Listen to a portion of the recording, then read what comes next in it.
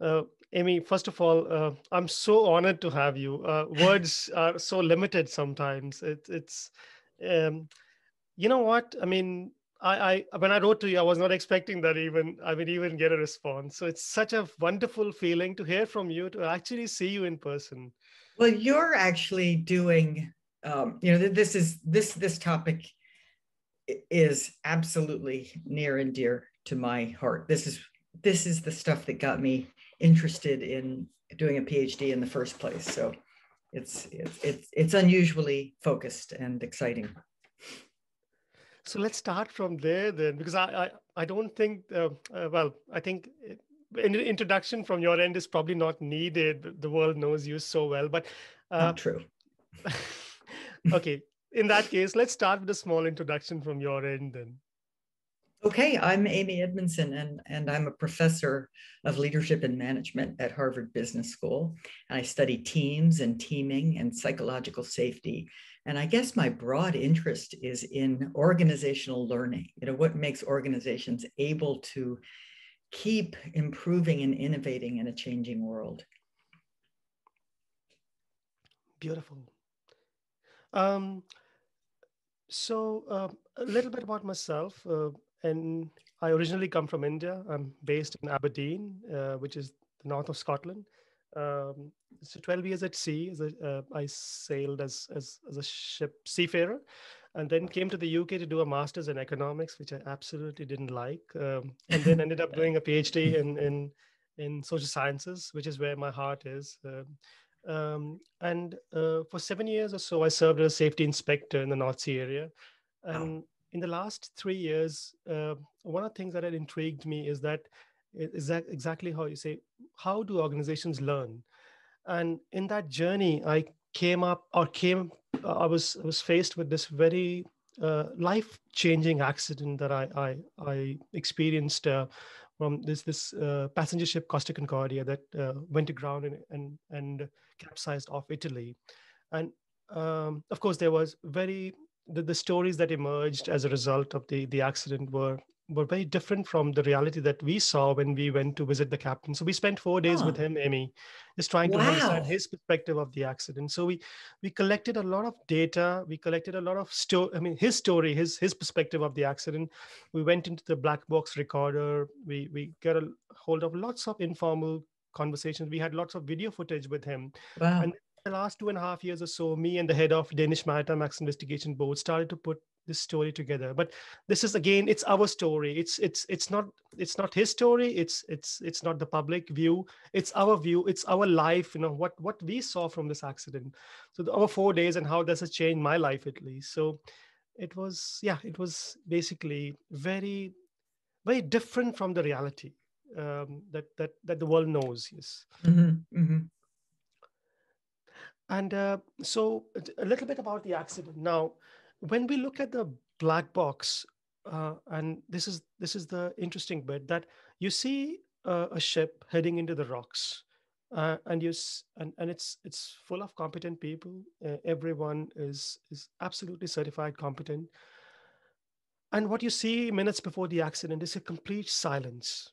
Huh. Uh, Wow. Nobody's really noticing that the ship is heading into the rocks. Nobody's speaking about it. And at one point, you actually hear from the captain and he very gently says to the helmsman, the person who's steering the ship, steer carefully, otherwise we will go on the rocks. And that's kind of a joke from his end. Um, and then the ship meets an accident. She capsizes, and all everything that follows that happens. But so what interested us was that how can a system which is so stable, which is so doing so well, Routine. Yeah. yeah, and such this complete silence, from a complete silence it goes to absolute chaos, and within few seconds. And what explains this? And I started to get lots of phone calls and emails from people that don't trust this captain, and he's kind of a monster, and he had a very powerful presence on the bridge whenever he would come on the bridge. There are harbor pilots, people who take the ship in and out, and they had views about this captain. So it was only in 2017 that we had the opportunity to actually go and visit him. And what was interesting about that visit was that amongst many other things, we kept hearing his mistrust in his officers, complete mistrust. And I'll share a small story with you here that really changed the course of this research that we did.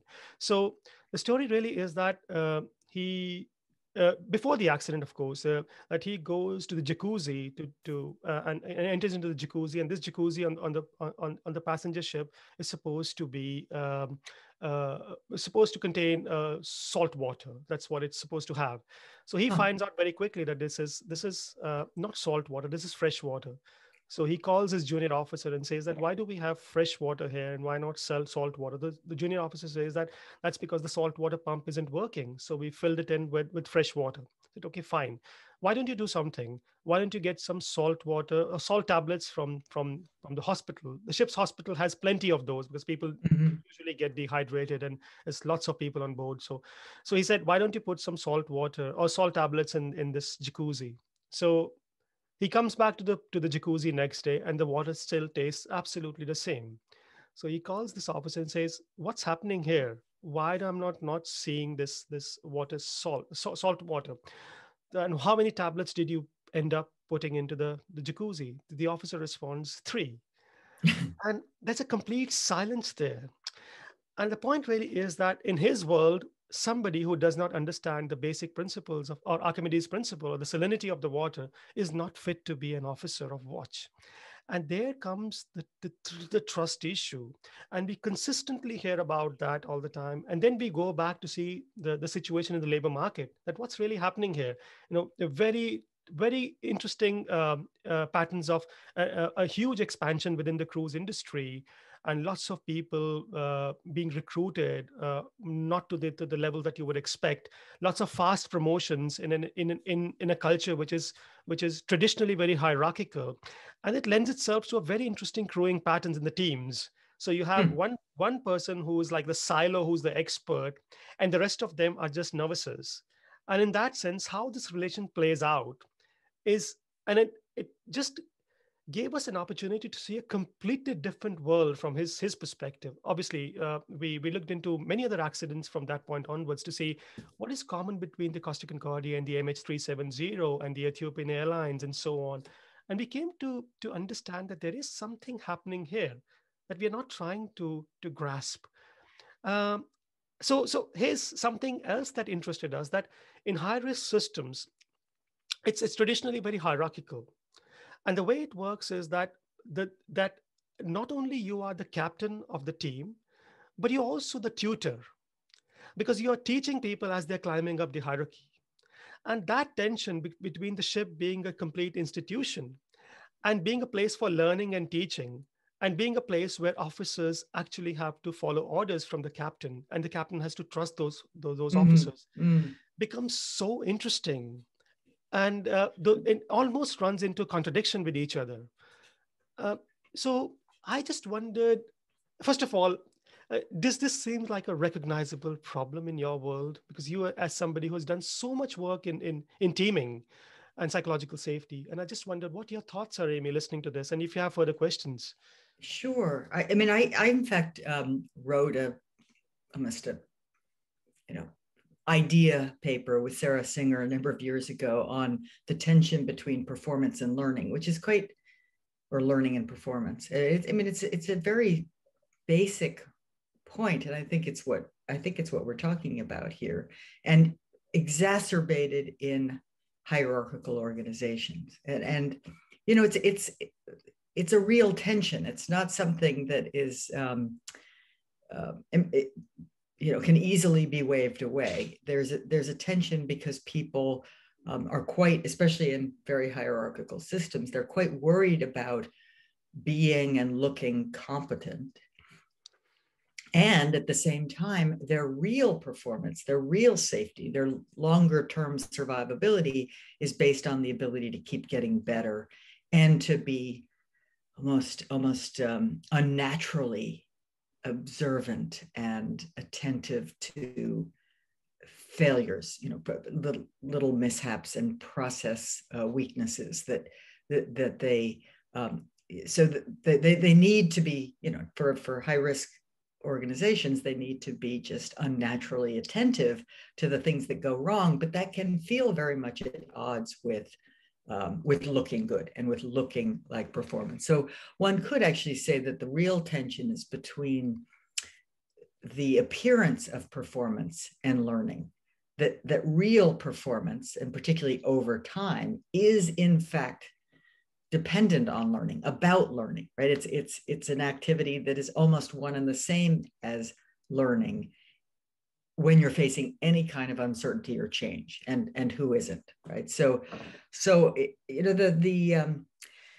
I think the pattern you describe has been frequently described. It reminds me of Jan Hagen's book, Confronting Mistakes, which is a deep dive into some of the more famous, but way it was written much before the 737 MAX incidents that you mentioned, but it's on airline accidents, and it's black box analyses and more. And some of the most famous and deadly airline accidents in history fall exactly into this pattern, right? With junior officers unwilling to speak up to senior officers in the cockpit, and blind spots around their assumptions of what people understand and do and speak up about, and of course, a very hierarchical setting. And this is a pattern that plays out in healthcare and all sorts of settings, aviation, shipping, where the risks, the risk to human safety are very real. But what do you think about the idea that that the junior officer, the subordinate in this instance, is probably not even able to comprehend the situation? Do you mean by which situation? You mean the technical situation or the organizational and interpersonal situation? So let me help you understand this a little bit more. So when we talk about the captain and the officers, actually, as the ship is heading into the rocks, the junior officer is not able to understand the complexity of the situation. So in his or her mind, this happens all the time. The captain is an expert and he knows how to handle the situation. So he would be able to recover from the situation. As James Reason says, when there's a huge difference between how somebody sees, one person's error is another person's expertise. Let's put it this way. So the idea is that what I'm trying to allude towards is that you will only speak up if you understand the complexity of the situation. And where we are today in many high risk systems is that there are far too many people at the entry level who are working with people who have a significantly higher level of expertise, and to work as a team in this situation, it becomes extremely difficult for a couple of reasons. One is that there is very little trust between the team members from both sides. The one side perceives that there is very little value in the input coming from the subordinate. The subordinate thinks that there's very little value in providing any output because I fear being seen as somebody incompetent. So there's an awful lot of cognitive imbalance here that is happening. So that's what I was trying to. I mean, that is an interesting and possibly unique pattern in the industry that you're most familiar with, in that if you have a big gap in competence and particularly, I mean, it's from what you're saying, it sounds like there are people in roles who actually don't have the competence to deliver effectively in those roles, and so yes, that's certainly a very real problem and a real challenge, and one that is systemic in nature. There's educational deficits, there's labor market deficits, there's sort of the industry as a whole, it sounds like from what you said, was getting just too crowded, that can dilute, of course, then that can dilute the price, which can then dilute the ability to pay for the talent you need, which or the education you need, or the capacity that you need. So there's a lot of vicious cycles in here, it sounds like, and certainly the issue isn't entirely one of speaking up and interpersonal fear. It is also one of plain old ordinary skills. Absolutely. And what's interesting is that when you look at some of the recent airline accidents, you see some very similar patterns, Amy. And I just, so in the case of the Ethiopian Airlines, you have a co-pilot who has just 200 hours of flying experience as against the pilot. So very huge skill differential or skill gradient between the two. Yep. You see the MH370, the co-pilot was in his first flight on board the Boeing 777 as a fully approved pilot. And then there's the Costa Concordia, where the most senior officer on board the ship has very disproportionate experience, very little experience as compared to the captain, who was almost 60 years old or 59 years old at the time of the accident. So I think the point I'm trying to make is that this is a systemic problem that runs across many industries, where you have this, as you very rightly said, rationalization of cost, wanting to source labor from the cheapest possible sourcing markets, very questionable training standards being put alongside people who are very highly trained, and creates a very interesting dynamic within the team. Yes, indeed. I mean, it's interesting is a funny word for it, but and I think you're saying, which I would agree with from what I know, that it's somewhat unprecedented, right? That this kind of gap is, especially after decades, really, of relatively high access to well-trained pilots, or all of the airlines that needed well-trained pilots could get them, whether from training schools or from more frequently from the military, and they would have the skill sets and some of the routines that for communication that they need. And the interesting bit is that, Amy, what interests me is that there are two very different problems. A captain being a monstrous captain, very terrible, or a terror of a captain, and a systemic problem. And often what we see in the maritime world is, I don't know about other industries, is that we're trying very hard to solve these problems through the tools of psychological safety, but also crew resource management. That how can we create the intervention tools for the junior officers to actually speak up when they see a problem. And it goes back to the same thing, that unless junior officers are really able to understand where and when they need to speak up, it will be very difficult for them to intervene. So we're trying to solve the wrong problems with the wrong tools. And I just wondered what your thoughts are. I mean, have you had any thoughts on this at all? Have you contemplated this, or you mean the difficulty speaking up, or? Yes. So what the companies are doing is they're giving them training along the lines of crew resource management and psychological safety, wherein the problem lies somewhere else, which is, at the heart of it is the trust between team members, purely trust in competence. That's right. Trust in competence. That's the word I was. Yeah. I think, I think there's I wouldn't say only thing, right? I would say it's a potential 2x2, in that what you actually need is competence, skill competence, and CRM-like routines and norms and behaviors, right? Because you need people who are competent enough to do their jobs and understand what's going on the fly, and also who are willing and able to speak up. Because I think many of the accidents historically documented, like in Hagen's book and other sources, are very competent people, right? But it felt impossible, right? It felt impossible somehow to speak up against the captain. So, I wouldn't, I think competence is slightly and importantly different than trust in competence. I mean, I can see that you need competence to have trust in competence, but it might be just helpful because the word trust covers a lot of ground, and it includes some of that interpersonal perceptions about how you'll respond when I say something, or what you'll do. So I mean, I would say what you're talking about is very much adding the competence piece to the mix on these accident diagnoses and the prevention of them.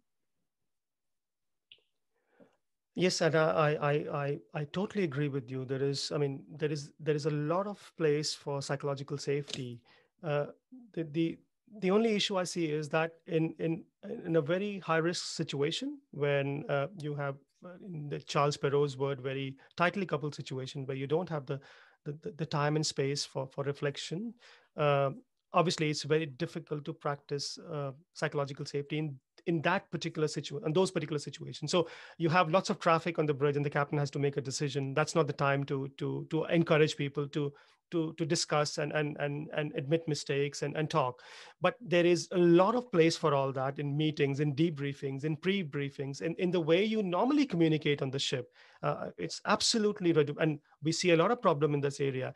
My point really was to just have a just some sort of clarification from your end, as somebody who's done so much work in this area, that uh, there is a distinction between psychological safety and trust based on competence, as you very rightly Of said. course, yeah.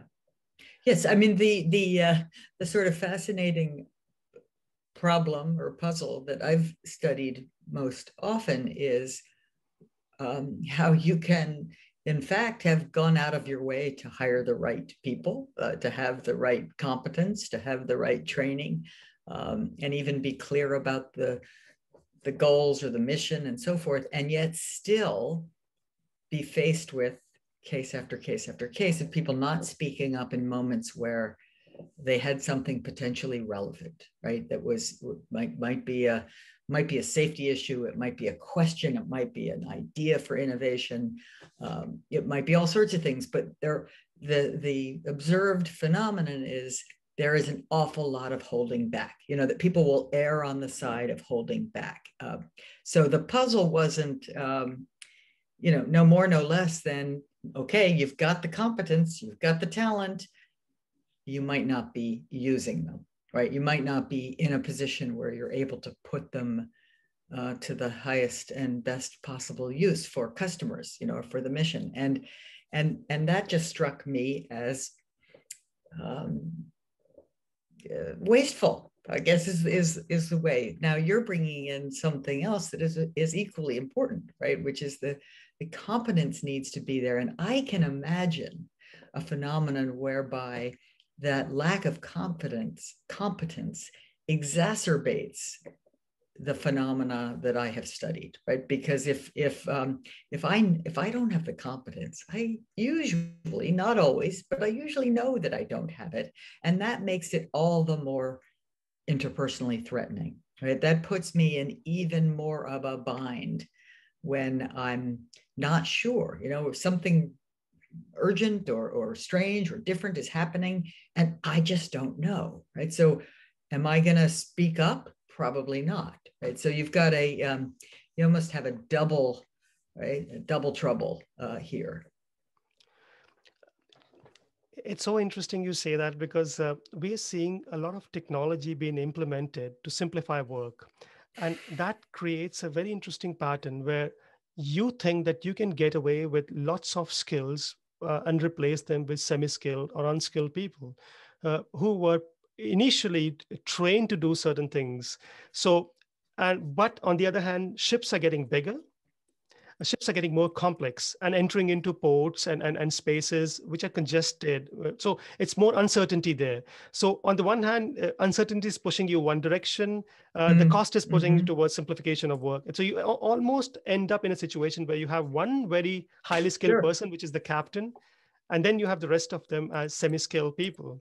And that dynamics makes it so interesting, that it creates that tension of the trust in the competence of people. And what you hear, Amy, is that I've seen so many times people saying, I don't trust this officer when he goes on the bridge. I'm constantly up at night, just wondering how he's going to navigate. So we see a lot of that, and it creates a lot of tensions in the workplace. And what's also interesting is that the labor market, in the the the demand for experienced people, at least at the top, is a categorical and regulatory requirement.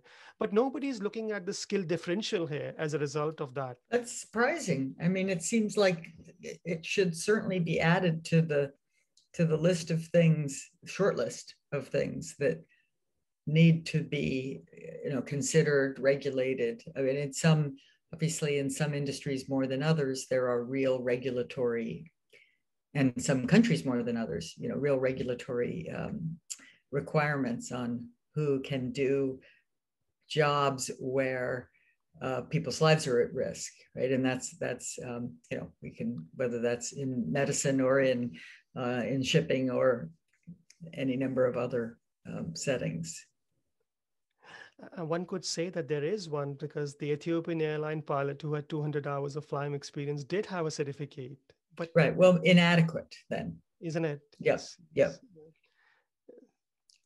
Yeah, and how's your experience in knowledge-based work, which is where most of your work is, most of your research lies? Well, it's people are people everywhere, and the patterns are quite similar. The time frames are often different. Sometimes the time frames are more just elongated. There aren't these moments of physical danger or system breakdown, where a ship is going to have a collision or a nuclear power plant is going to have a meltdown. They usually lack those kinds of physical and temporal intensity, but they have a similar pattern in that people who in fact may have the necessary competence but just don't feel that the environment is conducive to their expressing themselves. The pattern I see most often nowadays, when I ask people about these moments where they've held back, right, where they had something they wanted to say but they didn't, right? Well, what was the reason, right? And the range of answers is, well, the boss, is just is too dismissive of bad ideas, whatever it is, or the boss's boss was present, or this was a very political issue, right? So I didn't want to get on the wrong side of the wrong people, or probably the saddest one to me is, well, nothing would have happened anyway, right? That's where you've kind of given up, right? It's you just don't believe that you matter enough, so why bother? Sometimes, by the way, I think that one is fear, but an unwillingness to admit the fear. So it's a little bit more cynical and blasé.